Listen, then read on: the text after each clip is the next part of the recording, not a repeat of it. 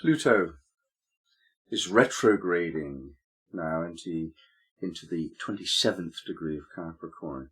It was there before, earlier in the year in January, and it will be there again later in November. Retrogradation gives us a chance to go over the mystery that we've been introduced to the first time a planet transited that degree. And here we're going over again the mystery of Capricorn 27, which is a mountain pilgrimage. Seekers must for a time move away from their busy lives to seek peace. The pilgrim's journey.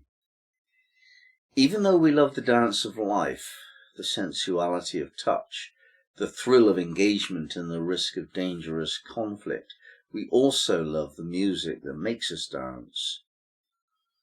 For the pilgrim, this love is the stronger force for a while and causes them to walk away from the busy marketplace to find a mountaintop somewhere so they can have a fuller experience of the great musician. Retreat and pilgrimage are very well celebrated throughout the ages.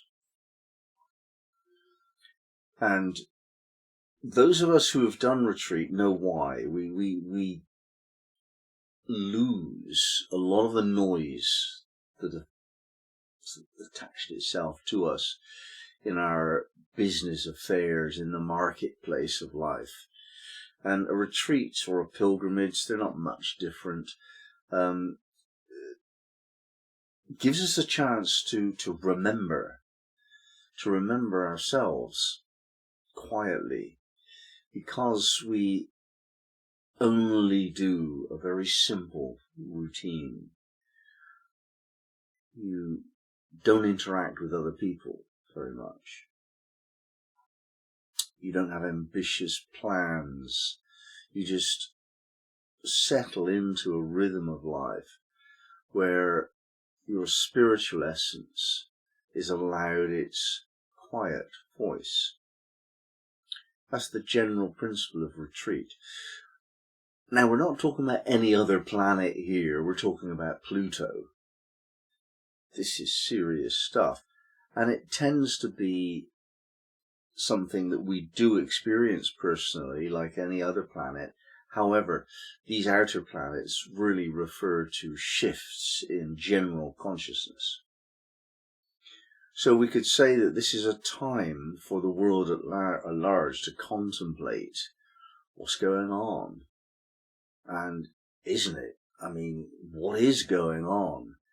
It's evidenced by news stories, which are quite serious. And if you look beneath the surface of them, you'll find that they represent forces that have been building up for a long time. This is not just a temporary little inconvenience.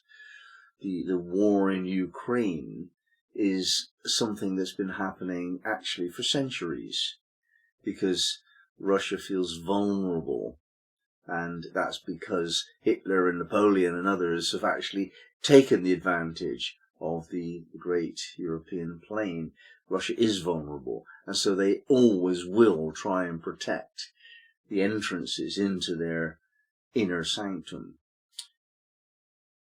There will always be a relationship between those that produce and those that consume. Here we have wheat in Ukraine and Russia. We have oil. And that's changed because America has discovered through fracking it can source its own oil. So the balance of power has shifted. Large-scale movements of people due to climate change. And the general understanding that we have now is that our boom period, basically post-Second World War, has come to an end. Now that's a huge period of time, but it's been temporary. It's always been temporary, and certain wise people have known that. Well, it's come to its time now where demographics and other factors, the age distribution in any country, changes, how much they can earn and how much they need to spend on pensions and so on. So all of these factors are Pluto factors in Capricorn. We have to remember that Pluto is in Capricorn. The biggest shifts that are taking place in terms of historical, permanent events and so on that rewrite history books, they take place when Pluto is in Capricorn. We look back in history and we find that the last time Pluto was in Capricorn, the Americans said to the Brits, no more, no longer. You're not going to be taking taxes, the Boston Tea Party. 250 years earlier than that, Henry VIII pretty much said the same thing to the Pope. Nah, your day is done. Now, it takes a long, long time after that event before we see the implications. But if we're actually really aware during the moment, we can discover what the event is. And it goes back further. You can look at every period when Pluto was in Capricorn in the past, and you can find a similar shift taking place about who's in charge of the whole thing, the whole world. And that's shifted in this time period when Pluto's been moving through Capricorn in the last 13 or 14 years particularly. That shift has occurred, and nobody really knows what the shift was. We kind of understand that America is being tested to see if it really is the superpower for the next 250 years. And a lot of people have said, no, it's really obvious that America's losing it. But there are other forces. America is essentially rich because of the river system that allows it to distribute its food. And when push comes to shove, it comes down to, can you feed your people? Because if you can't, they'll kick you out of the government. Now, these Pluto in Capricorn questions are awesomely difficult to assimilate. There's just too many of them, and they're too frighteningly serious.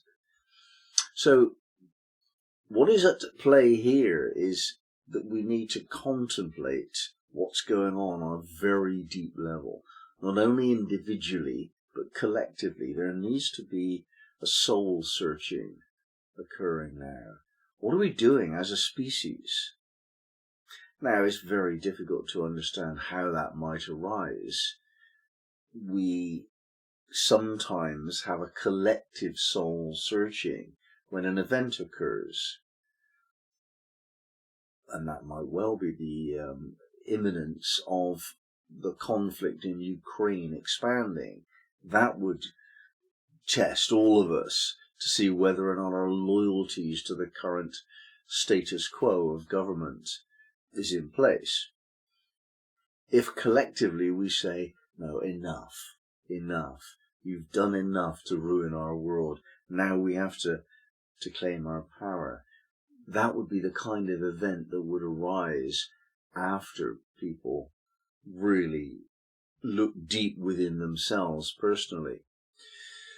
Now, I think that what we're saying here is that on that personal level, we do have to look deep within ourselves and just check out that where we are aligning our intention, the path into the future, and what we feel as the alignment of our soul self, do these two things check out? Are you working for somebody whose philosophy you disapprove of just because you need the money? Are you married to somebody who you don't really approve of just because you're married?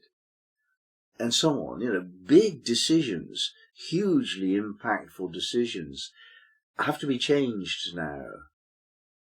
Not necessarily this month, but because of the internal self-inspection process that's pretty strong now.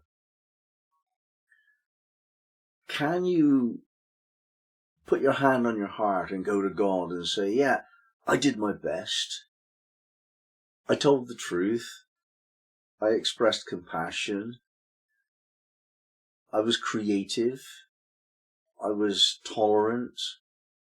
I was as good as I can be. Can you say that? Because if you can't, then ask yourself, well, why not? Why not? Why are you not living properly?